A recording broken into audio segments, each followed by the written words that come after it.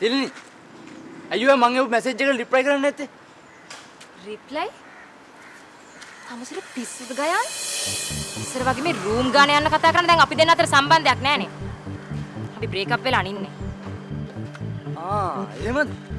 ඒ කියන්නේ තමස මාත් එක්ක රූම් එකට යන්නේ නැහැ.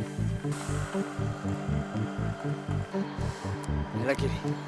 තමසක හොඳ ඒවා ටිකක් මං ගාව තියෙනවා. ඒට උදේ විද්‍යාව බුකිය දකින්න හම්බෙයි. පුළුවන් දෙයක් කරනවා. ඒ හැම ෆොටෝ එකම තමසෙත් ඉන්නවනේ නේද? එළියට දානවා. දාලා බලන තමසට වෙන දේ.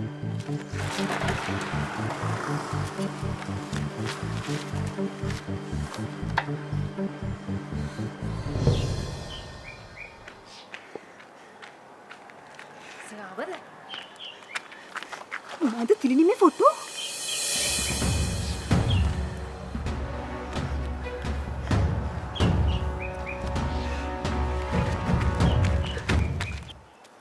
පේල කොල්ලෙන්න එපා.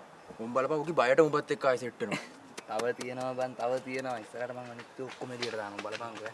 සම්බන්ධයක් තිබිලා එක ඉවරනාට පස්සේ තමන් ආදරය කරපු කෙල්ලගේ ෆොටෝ එළියට දාන එක මලකු වීරකමක් කියලා තමයි හිතන්නේ.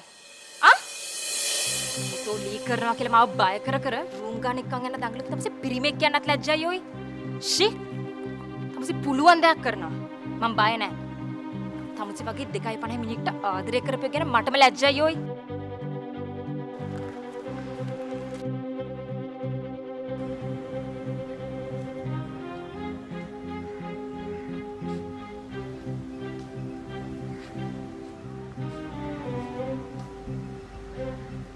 ඔබේ අතිශය පෞද්ගලික ඡායාරූප හෝ වීඩියෝ දර්ශන ඔබේ පෙම්වතා හෝ පෙම්වතිය නැත්නම් වෙනත් අයෙක් සමාජ මාධ්‍යයට උදාහරණ බවට ඔබට බලපෑම් කළොත් එය සම්බන්ධව නීත්‍යානුකූල ක්‍රියාමාර්ග ගන්න ඔබට අයිතියක් ඇත.